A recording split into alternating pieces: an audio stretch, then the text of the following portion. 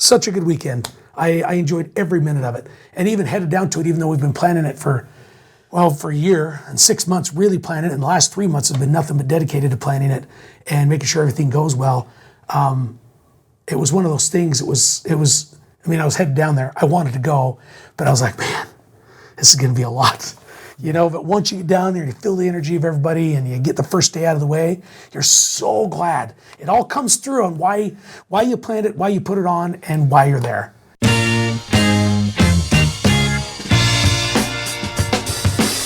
All right, welcome back. I'm Jason Andrus. I'm Colter Hansen. And we are excited to be here. Yes, we are. We just came off of a huge event.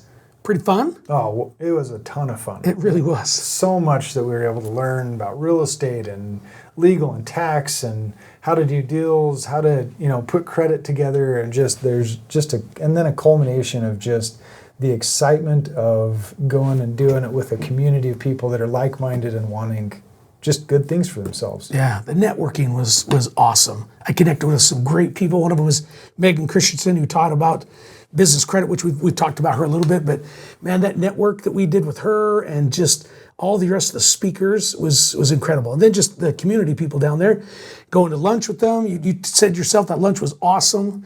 Their steak and whatever else they did at that hotel was unbelievable. And then the dinner and the recognition dinner was awesome.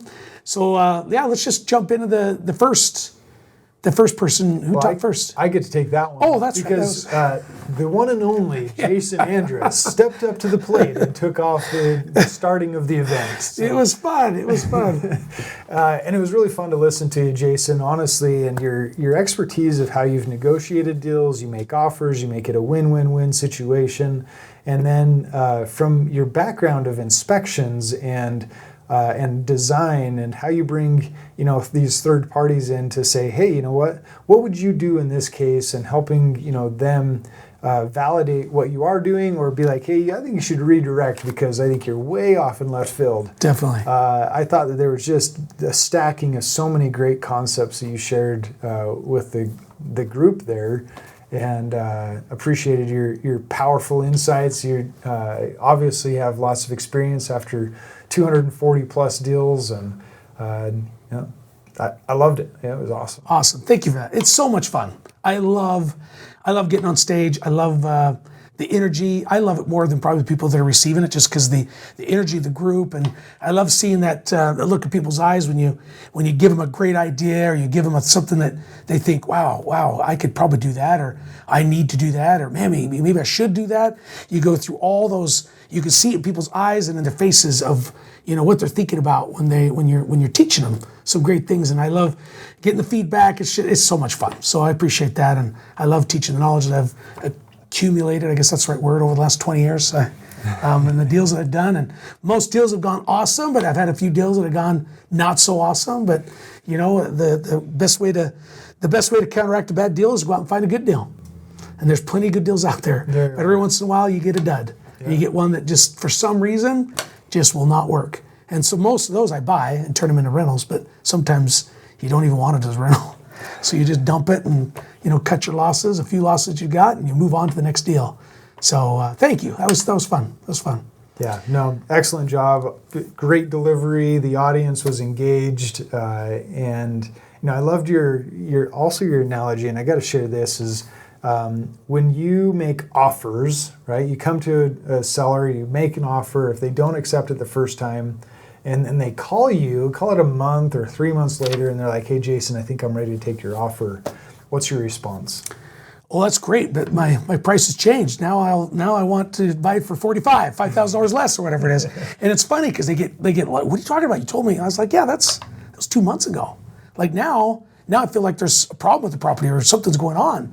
Now I need to make sure I cover all my expenses now, and so time's money, and it's amazing how many times they, even begrudgingly, and I'm not trying to be mean to people, but I'm a firm believer. You make your money when you buy, and you get paid when you sell. So an extra $5,000 you can negotiate off. That's more money that you're going to get paid in the long run. Or $5,000 can cover a whoops, or cover a water line that goes bad while you're rehabbing it that you didn't realize you needed done. Yeah. So always try to get the best deal out you can. Yeah, no, I love that insight. And then after Jason, Whitney Stark came on stage. She talked about goals. She talked about setting goals.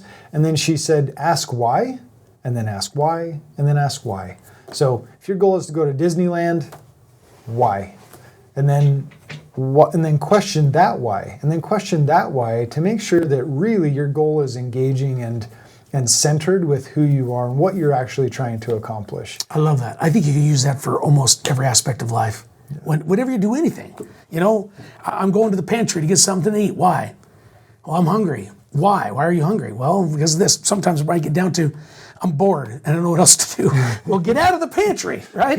Get out of the pantry, because you're not going to find your boredom or get over your boredom in the pantry. And so I love that part. I remember, I wrote down some notes on that of using that in all aspects.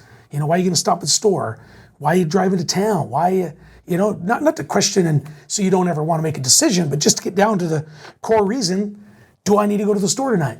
Because I'll bet you once you get to the third why, you're like, yeah, I really don't need to go tonight. Yeah. And I'd rather just stay home, No, absolutely. And then, what I loved about that and really other conversations and presentations that were given last week is I took that home, and Saturday, my wife and our girls, we all went to the store and we said, hey, let's buy some dream board poster board. Nice. And so Saturday we took that home, and the girls were all sorts of excited to write down their goals and their dreams, and we went on a walk Sunday morning, and I'm like, okay, my oldest is like, I'm like, where do you want to, like, what do you dream about? And she's like, I want to go to Italy. And I'm like, why do you want to go to Italy? And she's like, I want to go there to eat the pasta. That's awesome. And I'm like, yes, you do. And I want to go with you. Yeah, that sounds amazing. And then Sunday, we spent a good portion of the afternoon just writing out goals, writing down Italy. And then they were looking up pictures of different places that they want to go. And they want to go to our place in Mexico. And just little things like that. It gets the mind working of like, what am I doing and why am I doing it so that I can end up in the place where I want to go? That's awesome. That's awesome. What a good, it's what I love about a lot of these events is it's amazing how much, even if the person's talking about not what you're writing down, there's sometimes my creative juices just get going because it just opens up possibilities. And then my mind starts wandering. And I've typed up a couple pages of notes that has nothing to do with the speaker speaking about, but I would have never had those insights or ideas if I wouldn't have been in that space to have opened up for that creativity. And that's what these events, and also get inspired by the speakers too. But sometimes I get off on a tangent, I just start typing away and I'll go back and read and I'm like, I don't even remember typing some of that stuff. Mm-hmm. Just because you just get into all that energy, I call it, not to be weirdo, but there's some great energy in people teaching and people getting, having excitement about things that they've learned and things that they're trying to teach. And there's a lot of truth to that. In any setting that I'm in, I have a place where I take a lot of my notes. There's obviously notes that I just take that's in the Notes app.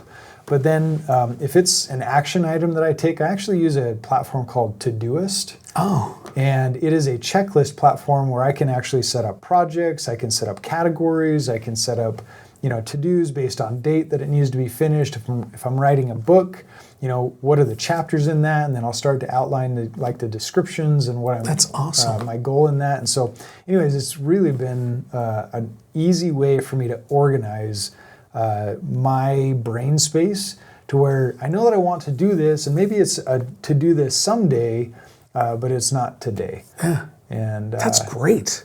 Seriously great. What's funny is I went to one of Rob Sperry's events. He's one of the speakers that spoke at our 3-day event.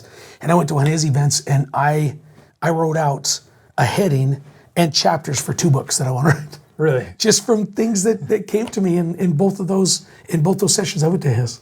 Yeah. And I don't know if I'll ever do it or not, but man, I tell you what, it gave me some great insight on some things I want to accomplish. So that's awesome. Well, you ought to accomplish it. Just go I for it. I should. Like exactly.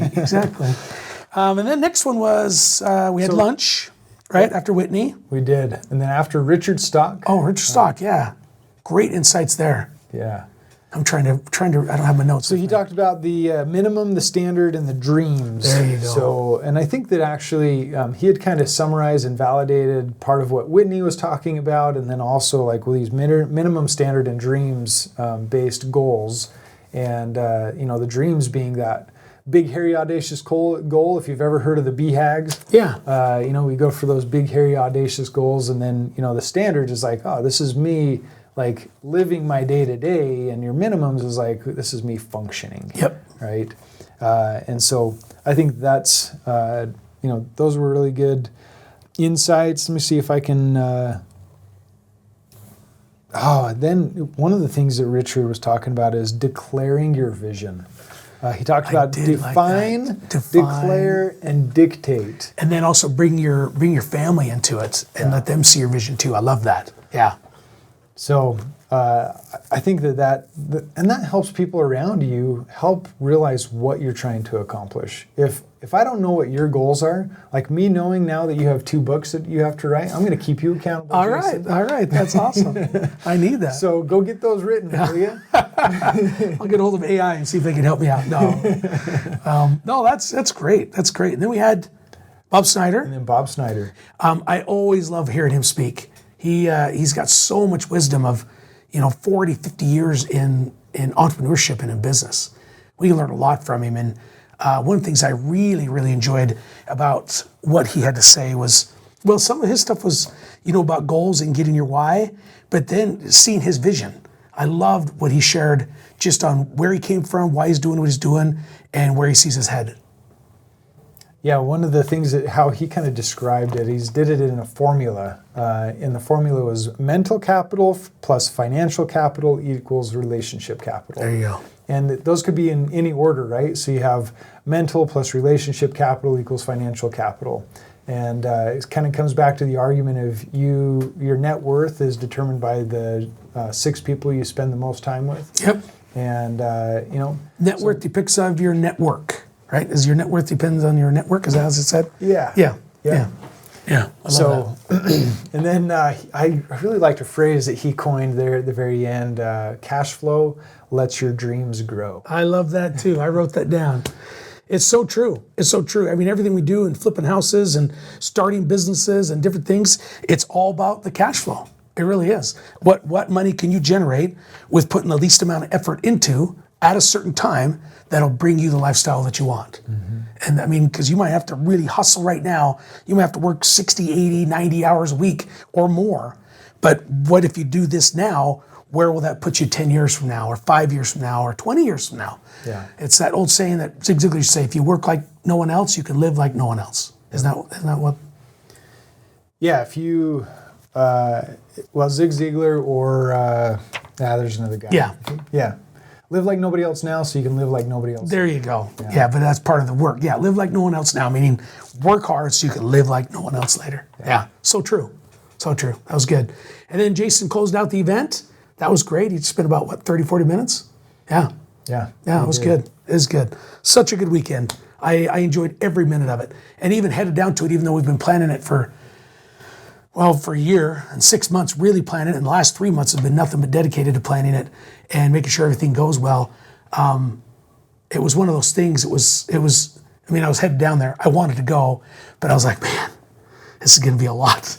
But once you get down there, you feel the energy of everybody and you get the first day out of the way, you're so glad. It all comes through on why you planned it, why you put it on, and why you're there. And I think everybody down there that made the effort to spend the 3 days felt the same way by day 2 and day 3.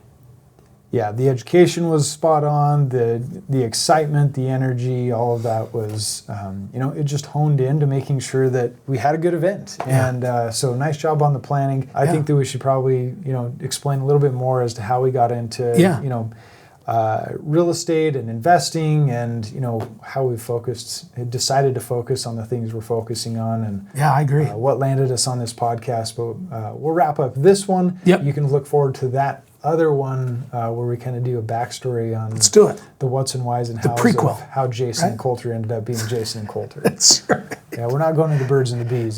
That's right. That's so we're going to wrap it up on that note and move on to the next episode. Yeah, thanks for tuning in. Appreciate it.